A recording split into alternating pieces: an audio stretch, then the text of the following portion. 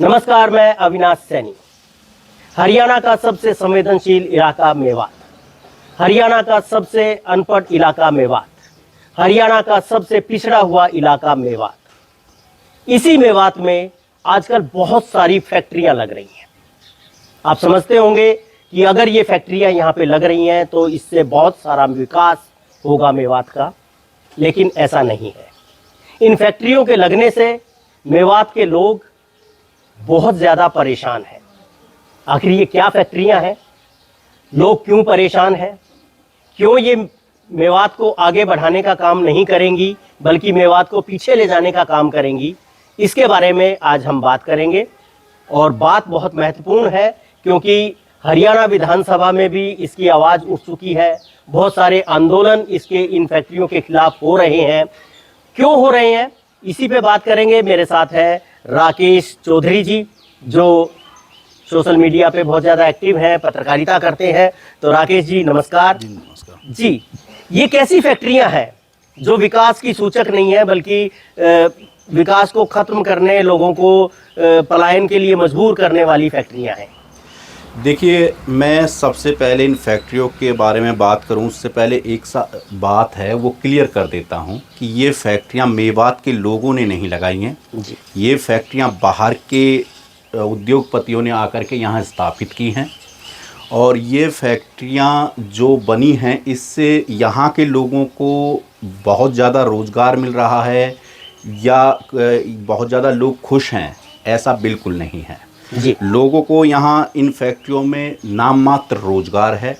दूसरा, बदबू और गंदगी से यहाँ परेशानियाँ हैं जो वो बढ़ रही हैं, जिस वजह से यहाँ के लोगों का जीवन यापन है जो वो मुश्किल हो रहा है। तो अगर किस चीज़ की फैक्ट्रियां हैं? ये मीट फैक्ट्रियाँ हैं, स्लॉटर हाउस इन्हें कहते हैं, बूचड़ खाने इन्हें कहते हैं। ओह। तो ये जो बूचड़ खाने हैं ये यहाँ पे खोले जा रहे हैं, धड़ल्ले से खोले जा रहे हैं, बड़ी तादाद में खोले जा रहे हैं। यूपी में इनका बहुत बड़ा विरोध हुआ था और एक वक्त के बाद सरकार ने इन पे पाबंदियाँ लगाई थी। लेकिन और सबसे ज़्यादा विरोध करने वाले अगर कोई थे तो वो बीजेपी के लोग थे। लेकिन आज वहीं हरियाणा में बीजेपी सरकार है और यहाँ इन स्लॉटर हाउसों को ला कर के स्थापित कर दिया है, जिनसे बहुत भारी तादाद में जो यहाँ के लोग हैं उनको मुश्किलों का सामना करना पड़ रहा है। जहाँ हम खड़े हैं ये एक गांव है और यहाँ सबसे बड़ी अफरा तफरी का माहौल इसलिए है कि सीधा ये बिल्कुल सामने ये आपके पेड़ पौधे जो दिखाई दे रहे हैं इनके पीछे ही स्लॉटर हाउस हैं। तो इनकी वजह से बदबू जो निकलती है स्लॉटर हाउस से वो सीधा इस गांव की ओर भागती है और आसपास के इलाके में बदबू का अच्छा खासा संचार है और उससे लोगों का सांस लेने में बहुत बड़ी दिक्कत का सामना करना पड़ रहा है। जी। हम जहाँ पे खड़े हैं, जिस गांव में खड़े हैं, ये मांडी खेड़ा का इलाका है, नगीना तहसील पड़ती है। तो इसके आसपास ये स्लॉटर हाउस बने हुए हैं जहाँ पे पशुओं को काटा जाता है और उनका जो मीट है वो सप्लाई किया जाता है, निर्यात किया जाता है।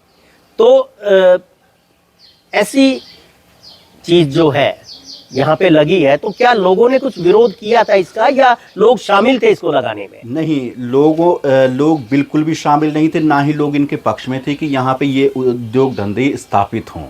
लोग इसके विरोध में हैं। कई बार छोटे छोटे आंदोलन भी हो चुके हैं। जो यहाँ के वर्तमान विधायक हैं उन्होंने विधानसभा में भी आवाज़ उठाई है इसको लेकर के। लेकिन हरियाणा के एक मंत्री हैं राव नरबीर सिंह, वो कहते हैं कि ये भी एक उद्योग है तो और लोग ज़मीन दे रहे हैं तो ये उद्योग इसलिए वहाँ स्थापित किए जा रहे हैं। ज़मीनें हर जगह बिकती हैं।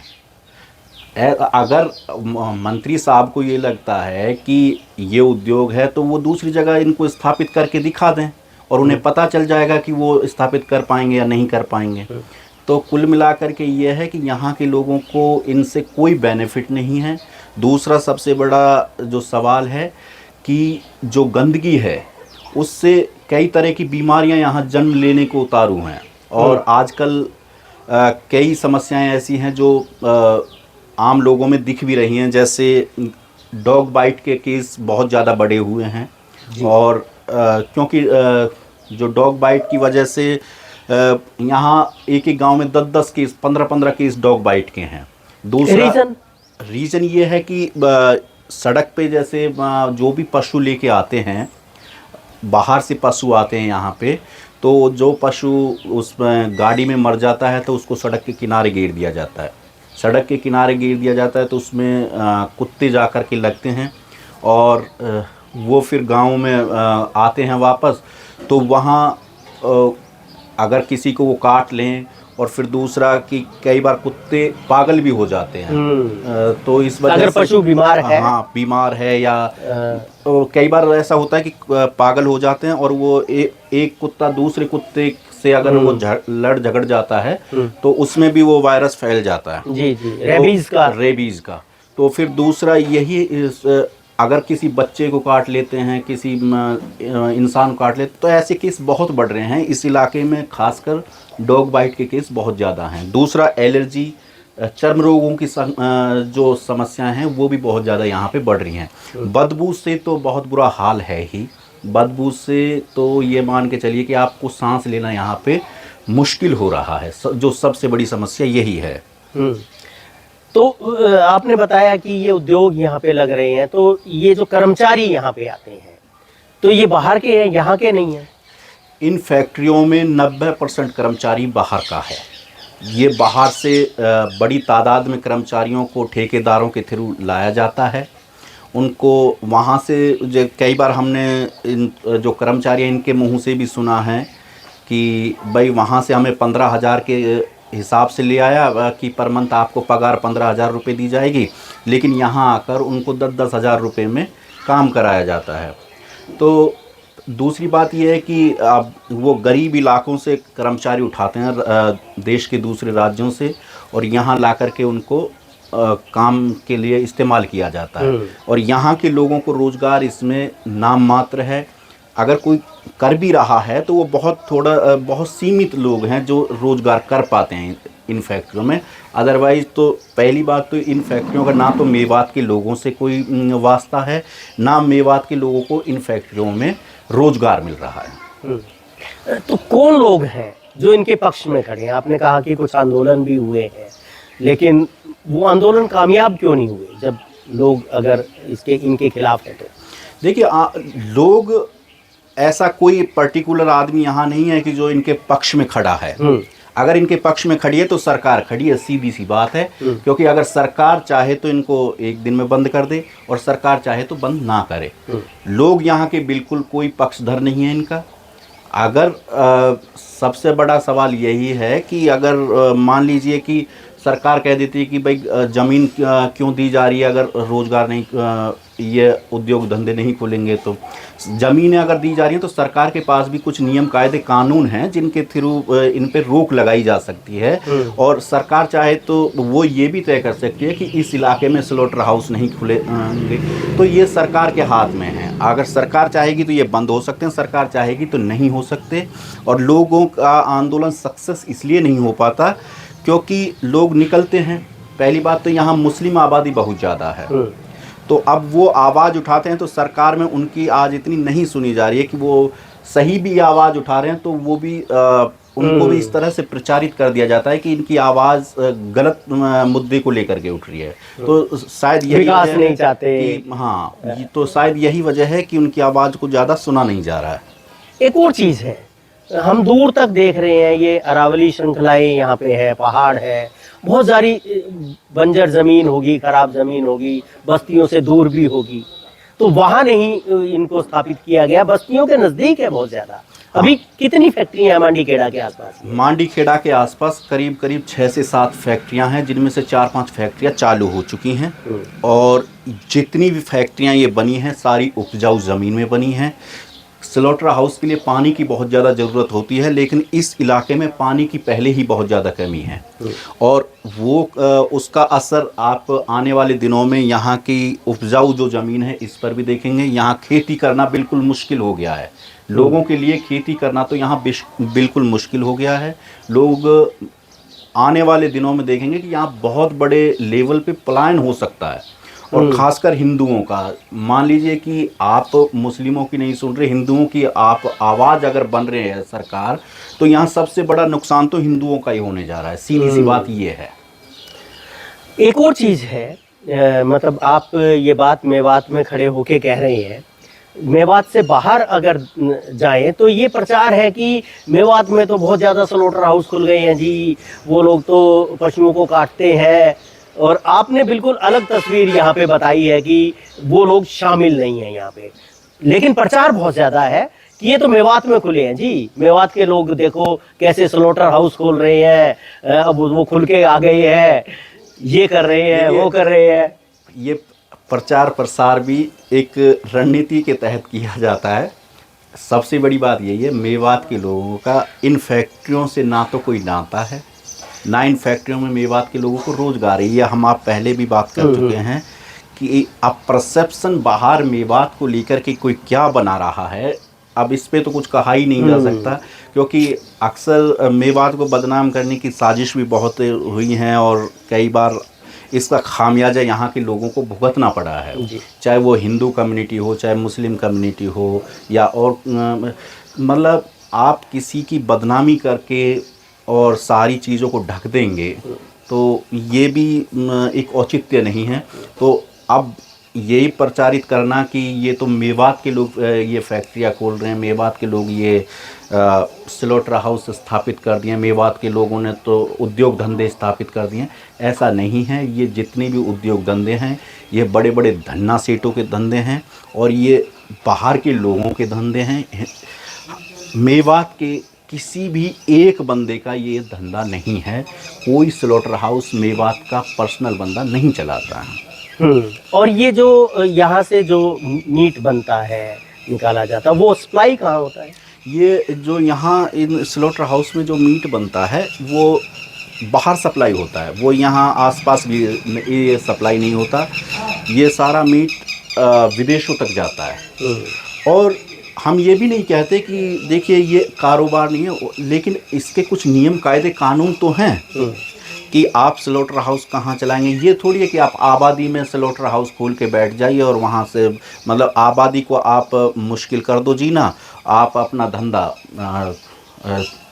कई गुना कमाओ। तो सबसे बड़ी बात तो यही है कि आपको अगर स्लॉटर हाउस खोलना है तो कम से कम ऐसी जगह खोलते कि जहाँ आबादी बहुत दूर दूर तक ना हो, पानी की समस्या इनको ना हो, पानी का जो लेवल है नीचे का वाटर लेवल है जो वो ख़राब ना हो। अब आने वाले दिनों में यहाँ वाटर लेवल ख़राब होने की सबसे ज़्यादा प्रबल संभावनाएं हैं। और अक्सर हमने देखा भी है, हापुड़ साइड जब ये मीट फैक्ट्रियाँ थी तो वहाँ भी उनसे वाटर लेवल ख़राब हुआ था और बहुत बड़े लेवल पे उस तरफ कैंसर के पीड़ित मरीज़ बहुत ज़्यादा मिलते थे। तो आने वाले दिनों में यहाँ बजाय उद्योग धंधों के कि ये बहुत बड़ा उद्योग है, यहाँ जो गांव के गांव में ये उजड़ने की स्थिति में पैदा हो जाएंगे।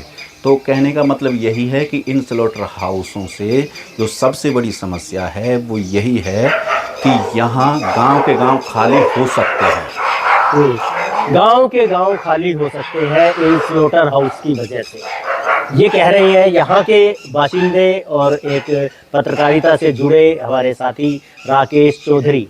राकेश जी, अब जो स्थिति है, स्लॉटर हाउस तो खुल गई, काम यहाँ पे हो रहा है, कुछ बन रहे हैं, कुछ बन चुके हैं, आप लोगों के बीच में रहते हैं, अब लोग क्या चाहते हैं, क्या होना चाहिए, सरकार को क्या कदम उठाना चाहिए ताकि ये उद्योग धंधे भी चलते रहे और लोगों का जीवन जो है वो भी स्मूथली चलता रहे?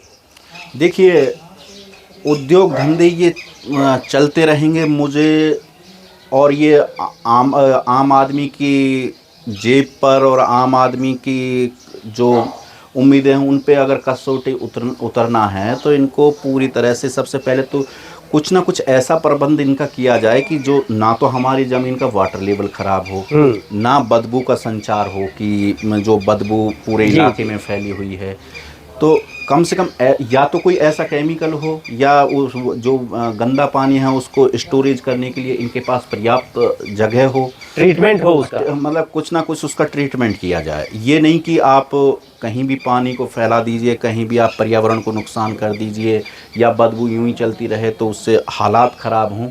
तो कहने का मतलब यही है, हम जो मैं मान के चल रहा हूँ, आबादी में स्लॉटर हाउस चलाना बहुत मुश्किल है, और आने वाले दिनों में या तो यहाँ की आबादी का सफाया होगा या ये स्लॉटर हाउस होंगे। सीधी सी बात है, अगर स्लॉटर हाउस चलेंगे तो आबादी यहाँ से पलायन करेगी, आबादी पलायन करेगी। तो ये जिस तरह का काम यहाँ पे हो रहा है, जिस तरह के उद्योग यहाँ पे लग रहे हैं, स्लॉटर हाउस बन रहे हैं, वो यहाँ की आबादी के लिए बहुत ज़्यादा नुकसानदायक है। बहुत सारी बीमारियाँ यहाँ पे पैदा होंगी, यहाँ की ज़मीन जो है वो ख़राब होगी, खेती के लायक ज़मीन नहीं बचेगी, और दूसरी बात यहाँ पे जो पीने का पानी है वो ज़्यादा प्रभावित होगा। कैंसर की आपने बात की, डॉग बाइट की आपने बात की, इसी तरह एलर्जी की आपने बात की। तो कितनी तरह की चीज़ें यहाँ पे पैदा हो रही हैं, और वो विकास के नाम पे हो रही हैं। इसको कहते हैं हम अंधा विकास। जो चीज़ अमेरिका में कामयाब नहीं हुई, अमेरिका में जो चीज़ बैन है, वो भारत जैसे गरीब देशों में वो फैक्ट्रियां लगाई गई, यहाँ की आबादी को बिल्कुल स्टेक पे रखा गया, वो उसके खतरों के बीच में जी रही है। चाहे वो यूरेनियम के जो जहाज़ हैं उनको तोड़ने की बात है, या जो इलेक्ट्रॉनिक कचरा है उसको खपाने की बात है। इसी तरह से जब भारत में इस तरह के उद्योग धंधे लगते हैं, तो वो किसी गरीब आबादी को, ऐसी आबादी को देखते हैं जहाँ पे विरोध कम से कम हो, या उसको किसी ना किसी दूसरे एंगल से उसको मैनेज किया जा सके। तो ये एक बहुत बड़ी समस्या है मेवात के लोगों के लिए, ख़ासतौर पे ये जो मांडी खेड़ा का इलाका है, इसके आसपास के लोगों के लिए। और उनकी डिमांड है कि ये स्लॉटर हाउस या तो बंद किए जाएं, आबादी से दूर किए जाएं, और फिर ऐसा प्रबंध किया जाए जो नियम कायदे कानून है कि वो आबादी को किसी तरह से नुकसान ना हो, वरना एक बड़ा जो इलाका है वो खाली होगा। गांव के गांव बसते आपने बहुत देखे हैं, गांव उजड़ते आप यहाँ पे देखेंगे। आपको वीडियो कैसी लगी, और इस पे आप अपने कमेंट ज़रूर दें कि क्या आप इस तरह के विकास के हक में हैं, क्या किसी दूसरे देशों में, दूसरी जगहों पे आपको मीट सप्लाई करना है, उसका मुनाफा किसी तीसरे की जेब में जाना है, और उसका नुकसान जो है वो मेवात के गरीब लोगों को भुगतना है। ये कैसा विकास है? आप ज़रूर अपनी राय दें। आपका बहुत बहुत शुक्रिया राकेश जी। नमस्कार। नमस्ते जी।